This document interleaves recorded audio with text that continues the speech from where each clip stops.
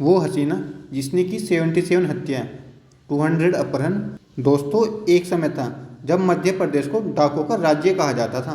प्रदेश में चंबल के बीहड़ों में ऐसे कई डाकुओं ने जन्म लिया, इन्होंने राज्य ही नहीं बल्कि देश को हिला डाला था। इन्हीं डाकुओं की कड़ी में एक हसीना भी ऐसी थी जिसके सिर पर 77 हत्याएं, 200 अपहरण का आरोप था। जी हाँ, हम बात कर रहे हैं चंबल की कुख्यात डाकू सीमा परिहार की। दोस्तों, मैं इस वीडियो में डाकू सीमा परिहार के बारे में बताने वाला हूँ, उसके बारे में डिस्कस करने वाला हूँ कि कैसे वो डाकू बनी और कैसे उसने 77 हत्याएं की और 200 लोगों का अपहरण किया और कैसे उसको जेल में डाल दिया गया। दोस्तों, मैं आपको इस वीडियो में बताने वाला हूँ कि इस हसीना ने आखिर में क्यों बंदूक उठाई, कौन थी वो हसीना जिसे मिला प्यार में धोखा, कैसे बनी आतंक का दूसरा नाम सीमा परिहार। दोस्तों, आपको जानकर ये भी हैरानी होगी कि सीमा परिहार ने चंबल से लेकर टीवी तक का सफर तय किया। दोस्तों, जिस उम्र में लड़कियां सजती संवरती हैं, अपने अच्छे हमसफर का सपना देखती हैं, लेकिन उस हसीना ने अपनी जवानी की उम्र में अपने हाथों में चूड़ियों की जगह बंदूक थाम ली थी। उसने हथियारों को अपना गहना बना लिया था। सीमा परिहार केवल मात्र 13 वर्ष की उम्र में ही हथियारों से दोस्ती कर चंबल की रानी बन बैठी थी। एक वक्त था जब सीमा परिहार के नाम से लोग थर थर कांपते थे। सीमा की बंदूक से निकली गोली ने ना जाने कितने लोगों को मौत के घाट उतारा। दोस्तों, इस बात का अंदाज़ा आप इसी से लगा सकते हैं कि सीमा परिहार का आतंक इतना ज़्यादा था कि दूसरे डाकू भी, दूसरे डकैत भी उससे पंगा लेने से डरते थे। दोस्तों, सीमा परिहार को हर कोई चंबल की रानी कहता था, लेकिन इस रानी की कहानी कहाँ से शुरू हुई, आइए हम बताते हैं इस वीडियो में। सीमा परिहार का जन्म उत्तर प्रदेश के औरैया जिले के एक छोटे से गांव बबाइन में हुआ था। सीमा अपने माता पिता और 6 भाई बहनों के साथ रहती थी। सीमा का जन्म एक गरीब परिवार में हुआ था। बबाइन गांव में सेंगर ठाकुरों का दबदबा था और इन दबंगों द्वारा सीमा के परिवार को प्रताड़ित किया जाता था। दबंगों द्वारा सीमा के पिता पर बेटियों की शादी करने का दबाव बनाया जाता था, लेकिन उसके पिता नहीं माने तो दबंगों ने परिवार पर ऐसा कह ढाया कि सीमा की जिंदगी कोई बदल कर रख दिया। वो रात बेहद काली थी। आधी रात का वक्त था। सीमा का परिवार अपने छोटे से घर में सोया हुआ था। तभी 8 से 10 लोग जबरन सीमा के घर में अंदर घुस गए। घर में तोड़फोड़ की और 13 साल की सीमा को जबरदस्ती उठाकर घर से ले गए। सीमा के पिता रोते रहे, सीमा को ना ले जाने की विनती करते रहे, लेकिन वो नहीं माने। ये चंबल के डाकू लालाराम का गैंग था, जो गांव के सेंगर राजपूतों के कहने पर सीमा को चंबल उठाकर ले गए। माता पिता रोते रहे, लेकिन इस काली रात में उनकी बेटी उनकी आंखों के सामने से ही अगवा कर ली गई। जंगल में सीमा के साथ कई अत्याचार हुए। 13 साल की उम्र में ना जाने कितनी बार उसके साथ बलात्कार किया गया। उन डाकुओं ने उसका कई बार उसको नोच कर खाया।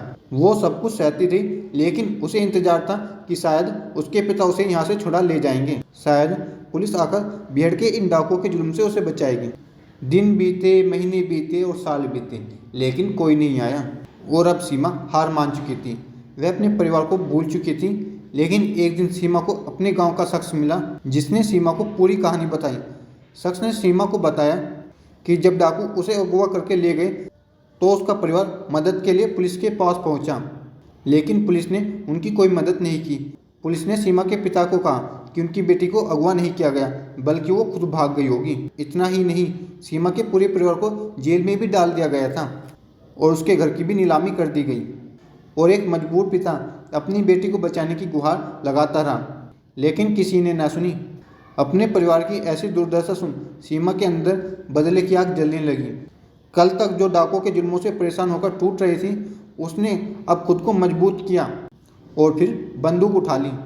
और अब सीमा ने ठान लिया वो बदला लेगी अपना और अपने परिवार का। और अब सीमा के निशाने पर सेंगर खानदान आ चुका था। लालाराम ने ही सीमा को बंदूक चलाना सिखाया। अब वो लालाराम गैंग की एक कुख्यात डाकू बन चुकी थी और 16 साल की उम्र में ही उसने गांव में ही पहली हत्या को अंजाम दिया।